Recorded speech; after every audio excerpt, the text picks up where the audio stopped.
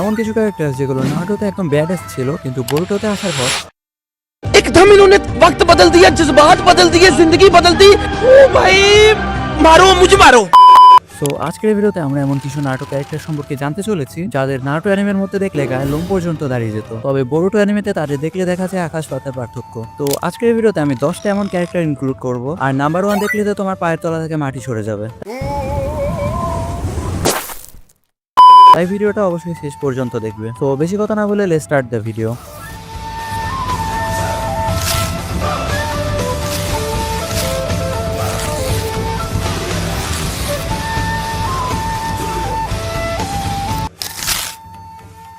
তো আমাদের লিস্টের নাম্বার 10-এ থাকছে ইয়ামাটো। তো আমরা সবাই জানি ইয়ামাটো নারুটোতে অনেক ভালো একটা সাপোর্টিং ক্যারেক্টার ছিল এবং সে অনেক পাওয়ারফুল উড স্টাইল ইউজার ছিল, বাট বোরুটোতে আসার পর ইয়ামাটোরে দেখলে জোকার বেশি লাগে। सारी उम्र मैं जो कर जा बढ़िया रहा। তো এই লিস্টের নাম্বার 4-এ থাকছে শিকামারু।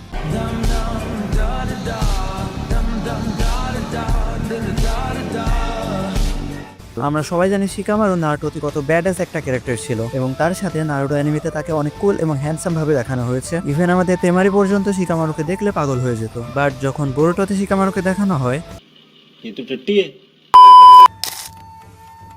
তো নাম্বার 7-এ আছে আমাদের আঙ্কো। আমার হয়তো একদমই বলা লাগবে না যে নারুটো অ্যানিমেতে আঙ্কো কতটা কুল ছিল। Этой парни теряет в этом лесу много крови.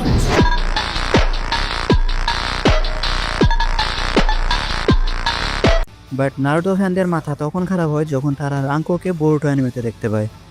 हक दिया। নাম্বার 7-এ থাকছে রকলি। আমরা সবাই জানি নারুটোতে রকলি অনেক পাওয়ারফুল একটা ক্যারেক্টার ছিল, এবং জুনিন এক্সামের সময় নারুটো এবং রকলির যে ফাইটটা হয় সেটা পুরো নারুটো সিরিজের one of the most iconic ফাইটগুলোর মধ্যে থেকে একটা। বাট বোরুটোতে আসার পর আমাদের রকলির অবস্থা একেবারে খারাপ হয়ে যায়। নাম্বার 6-এ থাকছে আমাদের ব্যাকুগান প্রিন্সেস হিনাটা হিউগা। বেশিরভাগ নারুটো ফ্যানদেরই অনেক ফেভারিট ক্যারেক্টার আমাদের এই হিনাটা, যেখানে নারুটো এবং নারুটো শিপুডেনে হিনাটারে দেখলে সবার গায়ের লোম দাঁড়িয়ে যেত, সেখানে বোরুটোতে হিনাটাকে একদম ফ্ল্যাট ভাবে দেখানো হয়েছে। তারপরে নাম্বার 5-এ থাকছে গারা। আমাকে এটা অবশ্যই বলা লাগবে না যে গারা কতটা পাওয়ারফুল এবং ব্যাডাস একটা ক্যারেক্টার। নারুটোর ভিতরে গারাকে দেখলেই অন্যরকম একটা ফিল আসতো, বাট বোরুটোতে গারাকে দেখলে মনে হয় সে ভাজা মাছ উল্টে খেতে জানে না। তো নাম্বার 4-এ থাকছে আমাদের ব্যাড বয় ওরোচিমারু। পুরো নারুটো সিরিজের মধ্যে ওরোচিমারু একটা পারফেক্ট ভিলেনের দায়িত্ব পালন করেছে, আর সে কেমন ক্যারেক্টার ছিল আমাকে অবশ্যই সেটা বলা লাগবে না, বাট বোরুটোতে আসার পর একেও একদম জোকার বানিয়ে রেখেছে। देखा आपने लापरवाही का नतीजा है। নাম্বার 3-তে থাকছে ফিফথ মিজুকাগে মেই টেরামি। তো এখন আমি তোমাদেরই দেখাই, এটা হলো নারুটো সিরিজের মেই টেরামি এবং এটা হলো বোরুটো সিরিজের মেই টেরামি। এই ভিডিওটার দিকে একটু লক্ষ্য করেন, এবার একটু লক্ষ্য করেন, কি সুন্দর না? এটা এডিটিং। তারপর নাম্বার 2-তে থাকছে নারুটো উজুমাকি।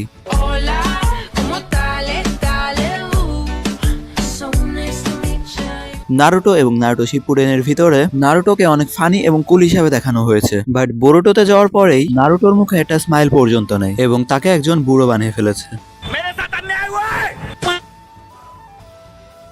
তারপর নাম্বার 1-এ থাকছে আমাদের 106 সুনাডে সেনজু। এখানে তুমি স্বীকার করো বা না করো, বেশিরভাগ নারুটো ফ্যানই সুনাডেকে তার 106-এর জন্য এত পছন্দ করতো, বাট বোরুটোতে যাওয়ার পর তার 106টাই গায়েব করে দেওয়া হয়েছে। সো হ্যাঁ, আজকের জন্য এই পর্যন্তই। বাট তোমরা কি জানো যদি মিনাটো নামে কাজে বেঁচে থাকতো তাহলে কি হতো? তোমরা যদি জানতে চাও যে মিনাটো নামে কাজে বেঁচে থাকলে কি হতো, তাহলে স্ক্রিনে দেওয়া ভিডিওটাতে ক্লিক করো। তো দেখা হচ্ছে তোমাদের সাথে ওই ভিডিওটাতে।